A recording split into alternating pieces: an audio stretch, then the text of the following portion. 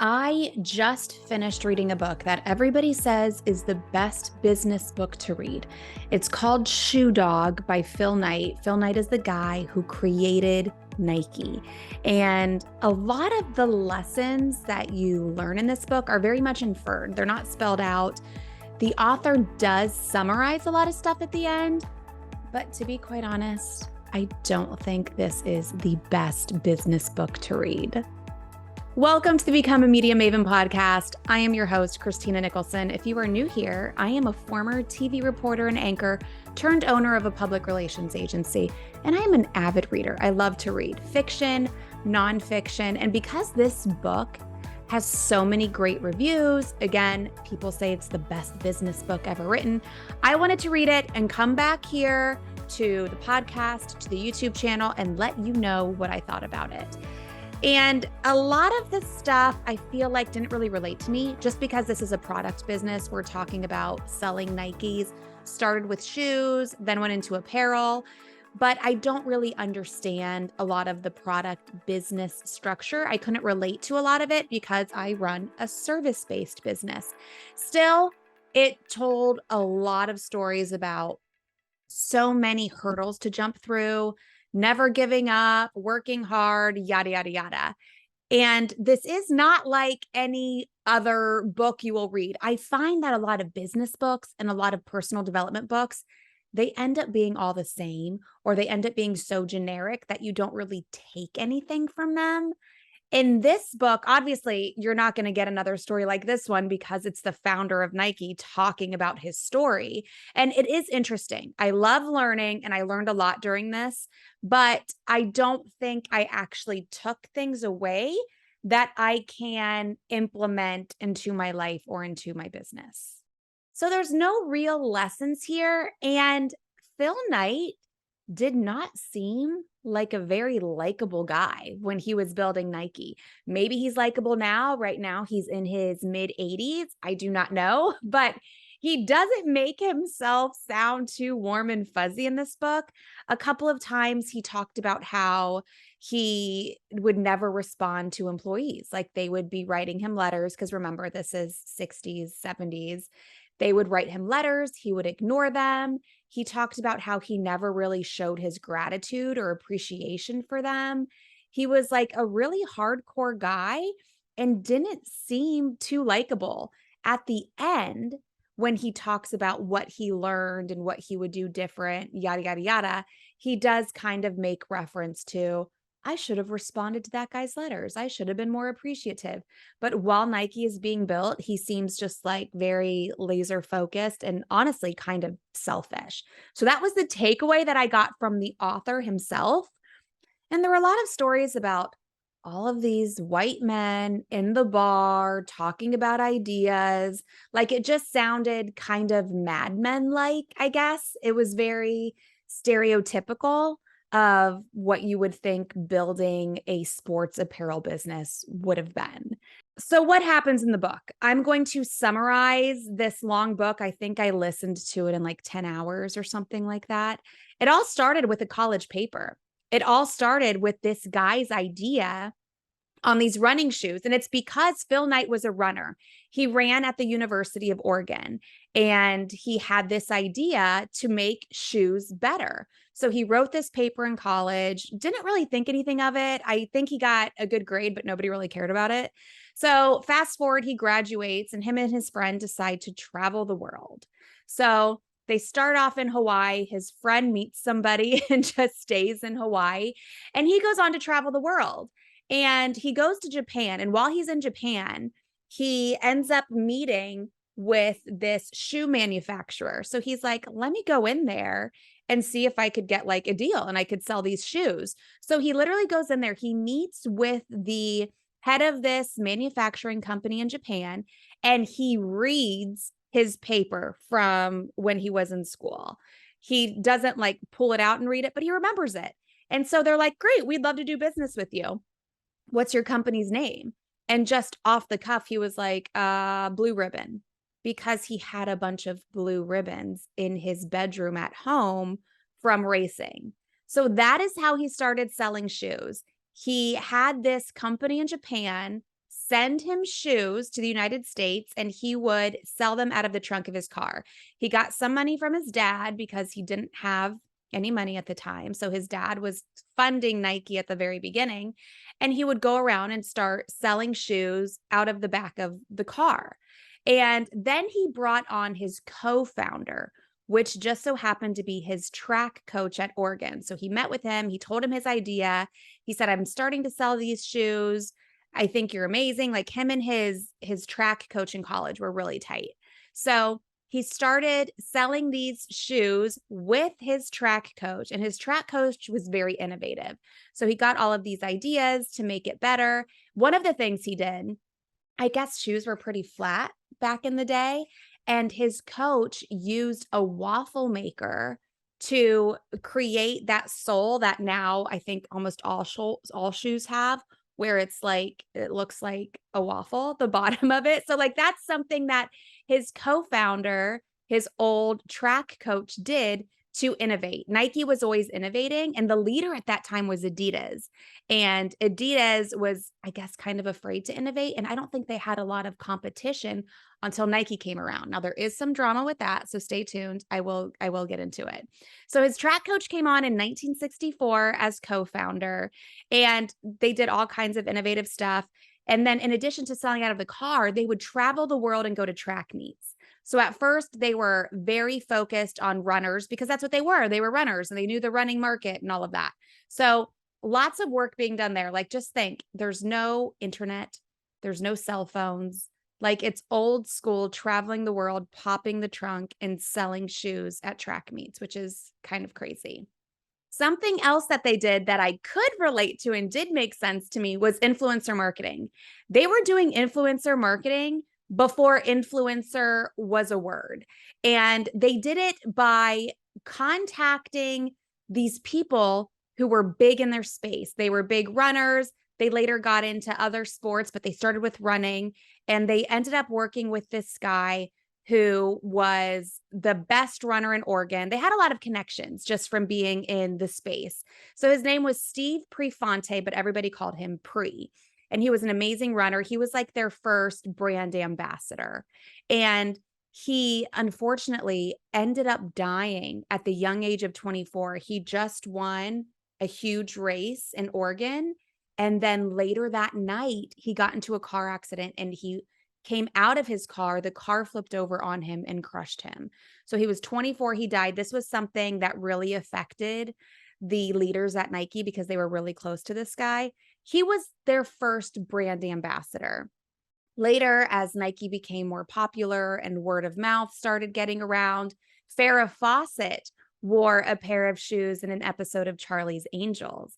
And that was a big deal because then a lot of those shoes were selling out because Farrah Fawcett was wearing those.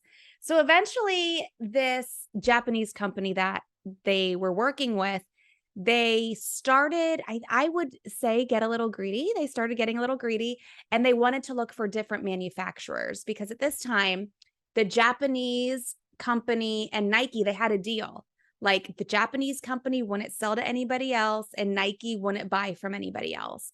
But there were some shady things happening behind the scenes. The Japanese company was looking for other people to sell their shoes that they were making, which at the time were called Tigers. I'll tell you why that's kind of cool in a little bit. But the founder of Nike noticed, like, the Japanese company, like, some of those people were acting a little funny. So he later found out, well, they're looking for other people to sell the shoes. So that was when Blue Ribbon kind of turned to Nike because he was like, okay, Blue Ribbon's not going to work out. This guy's looking to leave us. We can't break our contract. So we need to make a whole other brand. We need to sell to different people, like get outside of running and do other things as well. So that's how Nike was created. And the way Nike came to be was one of the employees at Nike, it came to him in a dream. Like, they were wondering, like, what do we call this new company? And Nike came to him in a dream. Nike, in Greek mythology, it means winged goddess of victory. So they weren't in love with it, honestly, but they were like, we have to come up with a name. This is the best thing we have so far. So it'll be Nike. And then the Nike swoosh was created by a female college student who was in school for graphic design. She worked about 17 and a half hours on the swoosh, and she was paid a grand total of $35 for the Nike swoosh. This was in 1971. Her name's Carolyn Davidson, and she, again, only got a paycheck of $35 for this swoosh, one of the most well-known logos in the world. Now, later in life, she was given some stock in the company. It's estimated to be about $1 million. And then she was given a diamond ring that was the swoosh. I will link in the show notes of this episode and in the description of this video so you can read more about Carolyn Davidson. But that's just like, for me, I thought that was the craziest thing. Like, it cost $35 to make this swoosh. And the swoosh is supposed to be like the sound that you hear when somebody's running by. Like, that's the idea behind the swoosh. Something else that surprised me, and I don't know why this was, Phil Knight doesn't get into it in the story, but they never had money. So even though they were successful at selling all of these shoes, they never had money. He does talk about like the snowball effect of waiting a long time to get the shoes and then selling them, and then they would sell out really quick, but then they had to wait a long time to get the shoes again. Like, things just weren't operating like a well-oiled machine. But still, at one point in the book, he says, they're doubling their sales every year. They're making $140 million in revenue, but they have no money in the bank. A lot of the book is him talking about how he had to go from bank to bank to get money to buy more shoes. Like, I don't know where all the money was coming from. Again, I'm not in the product space, so I don't understand the expenses that come with having a product-based business. I know it's more than service-based, but it kind of blew my mind that they're doing $140 million in sales and they still have no money in the bank. Something the leaders at Nike never wanted to do was go public. They did not want to give up any kind of control. They didn't want to answer to shareholders. They didn't want to go public, but because they were always broke, even though they were growing like crazy and super successful, they were still broke. So the only way to make money was to go public. So they ended up going public, but they did something with their shares where they had Class A shares and Class B shares, which basically meant the founders and the people who were high up in Nike could still keep control because they owned most of the stock, and then the other stock would be sold. It went on the market for $22 a share. Before recording this episode, I looked and it is $125 a share. So something that is Phil Knight, the owner of Nike, he is still married to the woman that he met when Nike was Blue Ribbon and he hired her to be a bookkeeper. They met and they got married and they are still married today. They had 2 kids. And something else, at the end of the book, he talks about some odd coincidences or different signs. And this was pretty cool. So there was a number. I didn't catch what phone number it was, but he called this phone number a lot. And when you look at the letters on the phone, the last 4 digits spelled out Nike, which is pretty cool. And then when you look at the numbers, the last 4 digits ended up being the best time that Pre had in racing. And if you remember, Pre was their good friend and their #1 first brand ambassador for Nike. He also mentions that when he traveled the world before Nike was even a thing, he visited the Jordan River. He later had an amazing partnership with Michael Jordan, and he said that Air Jordans took Nike to the next level. The book doesn't talk about what happens with Nike and its growth after it goes public. The story is more so the formation and everything to going public.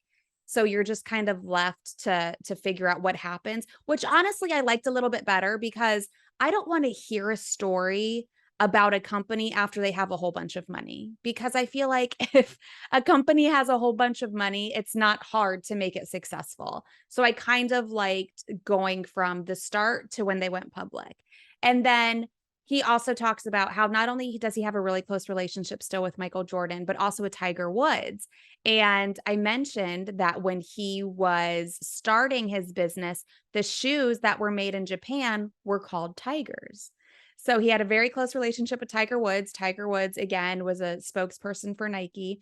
And then He also, I think he did something with Kobe Bryant, and then there was some kind of mountain or some place that he visited that had the word Kobe in it as well. So he mentioned that.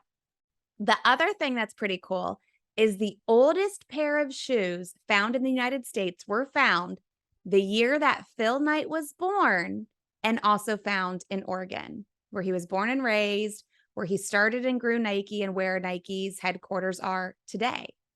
He also mentioned towards the end of the book the sweatshop ordeal. I vaguely remember this. I'm not sure when it happened, but it couldn't have been that long ago because I remember it. But it made big news about the sweatshop in China. So he later moved from Japan to China. I think actually they have manufacturers everywhere. But the news in China was that this factory was operating like a sweatshop. The conditions were terrible. People were being treated terrible. And you only heard about it like it was a Nike factory. So what he said is that it was a factory and there were tons of different apparel businesses operating out of that factory. They kind of just rented space, and Nike was one of those renters. And so because Nike was the name that everybody knew, that was the example that was used in the media. And he said that he reacted emotionally, and it probably wasn't the best way to react. But since then, they've done so much and are now known as the standard to strive for when it comes to apparel factories. So some things that Nike's done, apparently the worst room to work in is the rubber room. And it has just a lot of toxic chemicals and the smell and all of the things. Like, it's not a lovely place to be. So Nike, being the innovators that they are, they developed a certain kind of water to use in the rubber room, which would make it so much safer and cleaner to work in. And then they just gave it to their competitors. So everybody who creates shoes can have a better environment and it's not as toxic as it used to be. They also tried to pay workers more money overseas. Now, obviously, people get paid differently in different parts of the world. We have different economies, different costs of living, all of that.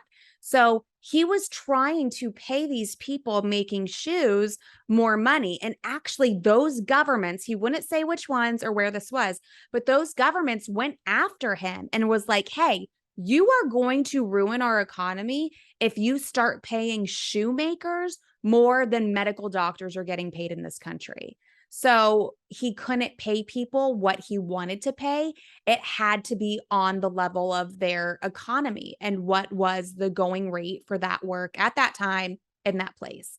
So because of all of this, again, Nike is recognized as the standard for apparel factories. And I think the book takes you for about the first 20 years of Nike. It takes them almost 20 years to go public, 15, 20-ish. And during that time, you're just hearing all about these money woes and like how they never have money, but they're successful and they're growing, but they never have money. Again, I couldn't really understand why they never had money. Maybe they were drinking too much at the bar while they were talking about their ideas. I don't know what it was. But today, Phil Knight is worth $35.2 billion. He tells a story about how he was out in Palm Springs with his wife. They saw a movie and they ran into Warren Buffett and Bill Gates and just kind of like shot the shit as a bunch of billionaire men just hanging out in Palm Springs. So that is the synopsis of the book. If you wanted to read it, these aren't spoilers. Like, it's just what happened. You'll still enjoy the book because he tells specific stories. I was debating on giving it a 3 out of 5 stars or 4 stars. I think I would give it 3.5, like right in the middle.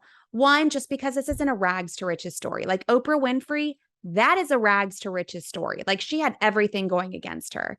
This guy was a white man from the United States getting funded by his dad. So again, easier to be successful when you're in that situation. He didn't seem like the most likable guy. So that, like, is kind of a strike. I appreciated his honesty, though. I'm not going to lie. Like, if you're not nice, don't pretend to be nice. But I feel like, again, I would have liked a little bit more of a lesson throughout the book.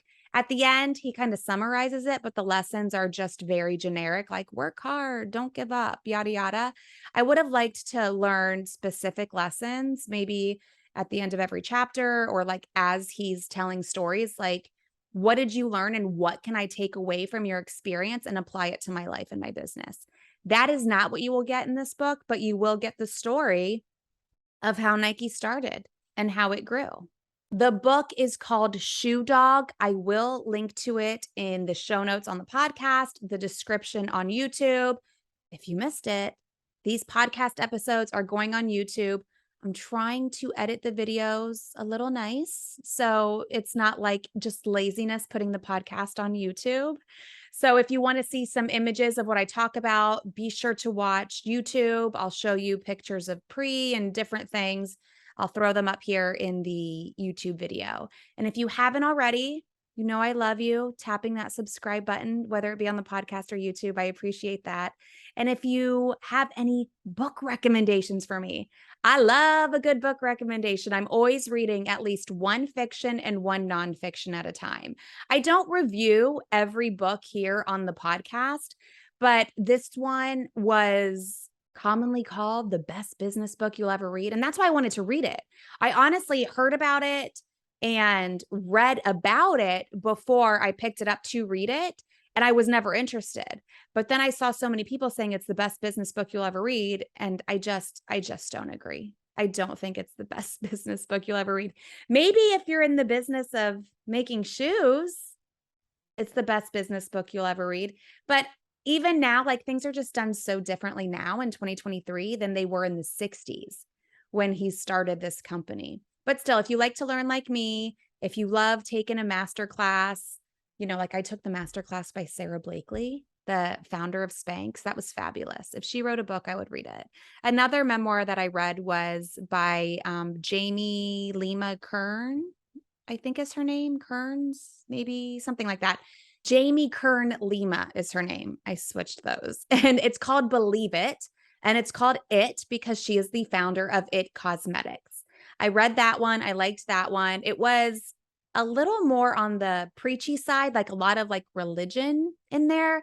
But I love that she was a former TV anchor and she had rosacea and she needed something to make her skin better. There's some mean girl stories in that. Obviously, she's in this industry in beauty with other women. So it's unfortunate, but it's expected. Anyway, that's a great book too. Another memoir. I read the memoir by Robert Iger, the CEO of Disney, who left and then he came back. That book is fabulous. So is his masterclass. I highly recommend that book. If I had to pick a memoir that I loved the most, it would be his. I've also read Mariah Carey's book. Obviously, that's more entertainment. Jessica Simpson's book was fabulous.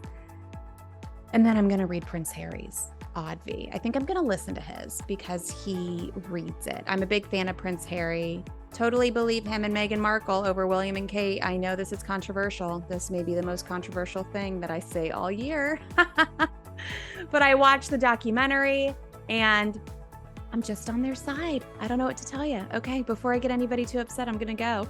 But thank you so much for listening. Thank you so much for watching if you're on YouTube. And I will catch you again soon here on Become a Media Maven.